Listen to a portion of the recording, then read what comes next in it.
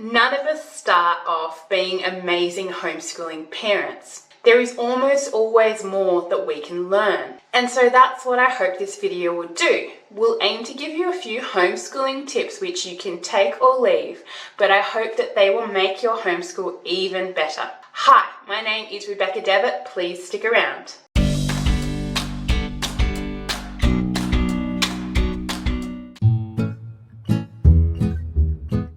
The first homeschool tip I'd like to share with you is to aim to make your homeschool fun. If your children aren't enjoying a lesson that you're giving them, make sure that you try to seek out a different way to make it interesting for them. The aim of homeschooling is to create lifelong learners who love learning and want to learn themselves. And so if the math curriculum you've chosen just isn't working, consider getting a new one. Or even better, consider getting a board game to teach those concepts. Sometimes a great way to make homeschooling even more enjoyable is to homeschool on the run.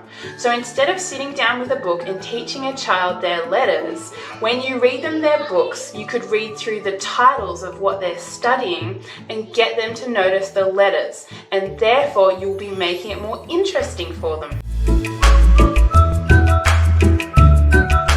The second homeschool tip I have for you is that more money doesn't always equal a better homeschool. Remember how many free resources there are out there, and remember the environment and how amazing a teacher that can be. Get out into the garden and make that your teacher. Do maths as you look at a tree and try and do algebra on the angle of the tree. Buy used books and have more pennies in your pocket at the end of the day.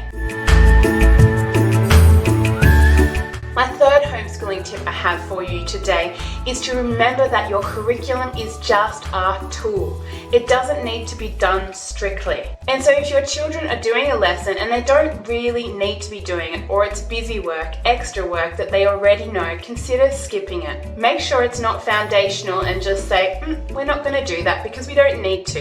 It is more important to have an interesting, fun education than it is to do every little bit. And I wish this was something that more homeschool parents would take note of. And my fourth homeschooling tip also addresses this. Try and incorporate more hands-on learning inside your homeschool.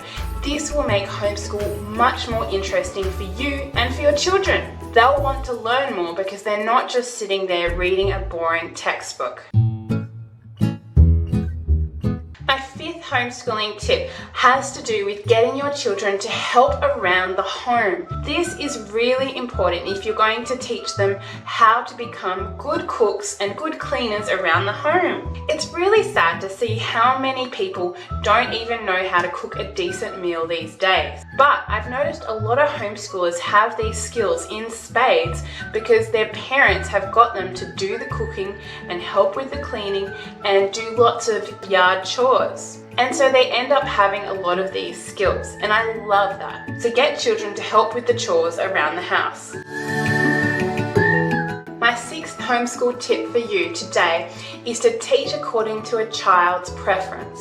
That is, if they have a learning style that you know of, try and teach according to it. Some children are visual learners and they love papers and pencils, but other children do not learn like this, and they might be more bodily kinesthetically favoured. So try and teach according to this. So a child who has the latter learning preference, you might be able to try and teach them mathematics in the backyard as they're hopping over soccer cones. Or you could teach them algebra as they're looking at a tree and get them to work out the angle between the top of that tree and the shadow. This might not be practical for the whole lesson, but it can really help you to spice up one particular lesson, especially if tensions are running pretty high for the day. My seventh and final learning tip for you today is to try and do something in a homeschool co-op. This means that you're not only socializing and your children are socializing and making hopefully lifelong friends, but the children are starting to learn together as well. This can be a really pleasant day for you and the other homeschool parents as you talk about the difficulties and share some of the encouraging things that have happened in your week. You can also hire a tutor and split the costs. This is a great way to homeschool with more fun. So I hope you've really enjoyed these fun homeschooling tips, and they will help to make perhaps the home education environment a little bit better for you. My name is Rebecca. Please like, subscribe and comment, and I will talk to you in the next video. Bye.